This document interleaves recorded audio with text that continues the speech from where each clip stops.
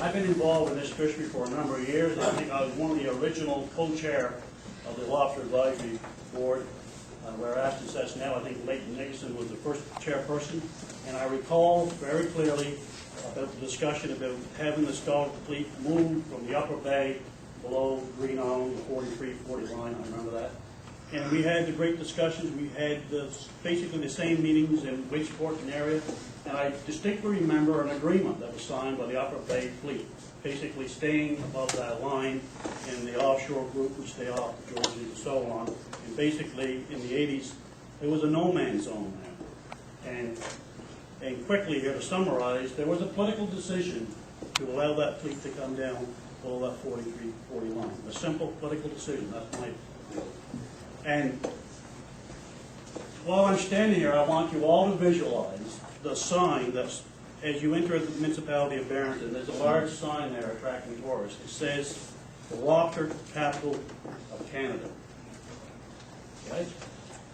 Interesting to note, in 1993, the overall landed values of lobsters contributed to roughly less than 19% of the overall landed values of fish in the Tri-Counties. And I believe Ian can confirm this, and Ashton also. Now, 2007, the landed value of lobster contributes 55% of the overall landed values. We need to get this one right. And I came from a high school today in Shelburne with all grade 12 students, and the question they wanted me to address is, where do we go to get a job and have some job security when I get to graduate? This is an important question.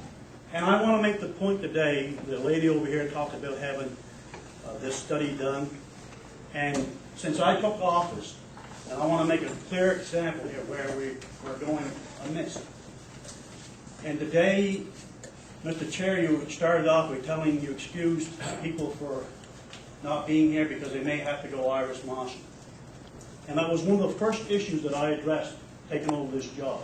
We have a large biomass of Irish moss to the east of Liverpool, and historically, this gentleman from Argyll can confirm that we had people from Argyll down there in the 40s and 50s, and this particular Irish moss harvesters in Shelburne County had made a presentation to DFO to have access to that resource. A person with a 12-foot gunning skiff or a 20-foot boat with an outboard boat on the back with an Irish moss rake that you could hold in your hand. And they're denied access, the point being, until there's an extensive survey done and to find out what the biomass is in that area. And each year, that Irish moss blooms, it has a small holdfast on it, and Mother Nature dispersed it and puts it on the bank, and the cycle starts over and over every year. But they're denied access to that resource for one reason. We do not have the scientific evidence to prove that you're going to do damage.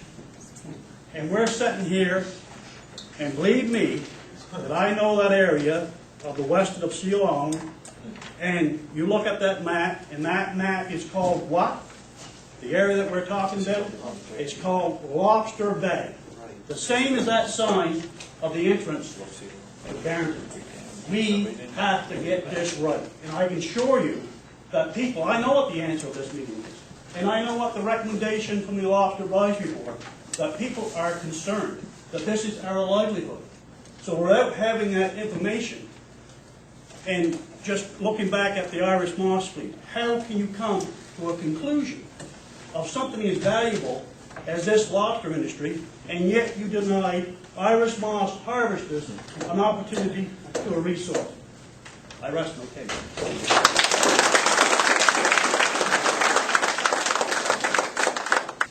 I've been to these, and I've always been against it. Every meeting I go to, I'm against the scallopers. I ain't against people making a living. But when you keep coming in, you want to take more ground, and like I said, one of you want us to go mossing. I got sons that want to go mossing, and they can't move. The fishery officers stop them alongside the road, this and that. You ain't got this number and that number, and here you are, want 135 more tons of scallop, all the rest of our lobster ground that you know it's there. No, I just want to say to you folks, I go to meetings and I stand up for it. And I've got a lot of shit and I made a lot of bad friends and stuff. And I'll tell you, this is your time to speak. Everybody's got something to say. Stand up and say it, please. Let them hear it. Okay? Please do. And I'm glad you come, and I thank every one of you. Now, when you talk about the lobster licenses and scallop licenses, there are a number of our fleet that unload. The mid-bay fleet is basically 100% dual licensed fishery. They lobster fish and scallop fish the same bottom. In January, they take their traps out of the water by the 14th so they can scallop on the exact same bottom. Their lobster fishery has increased in catch the same as it has in all the other districts in the last number of years, and maybe it has peaked. The same is up in LFA 35. They lobster fish right where we scallop fish.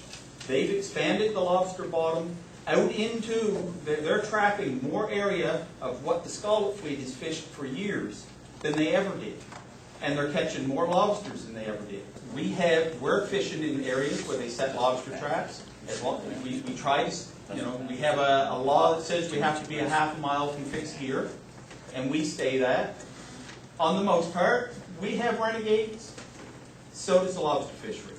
I'm sure there's lobster fishermen that are landing short lobsters and fishing too many traps, and we have scallop fishermen that are fishing too close to gear and trying to do stuff. We're trying to stop that. We're trying to stop it, the same as I'm sure you guys are. We don't want renegades. We want a responsible fishery. There were presentations at a world seminar in Halifax just a couple months ago, and their presentations there on the effect of scallop gear on the bottom, and there were effects. One of the effects is that scavengers and predators thrive in bottom fished by scallop gear because it's stirring up what they're eating on. Well, that's stuff presented at a world conference. That's some of the top respected biologists in the world. You don't want someone coming here and potentially hurting your livelihood, but I'd like to be able to make a livelihood. Mr. Vaughn talks about responsible fishing. Could you tell me where you were about 10 years ago on Labor Day weekend? Or maybe Ian can tell me. Responsible fishing, 10 years ago on Labor Day weekend. Were you near Brown's? I probably was. Where you wasn't supposed to be? Yep. You know what?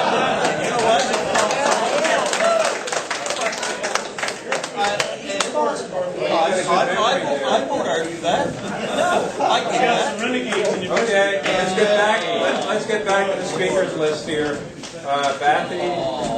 It wasn't in Area 29, though, was it? Okay, question was answered. We had some hands in the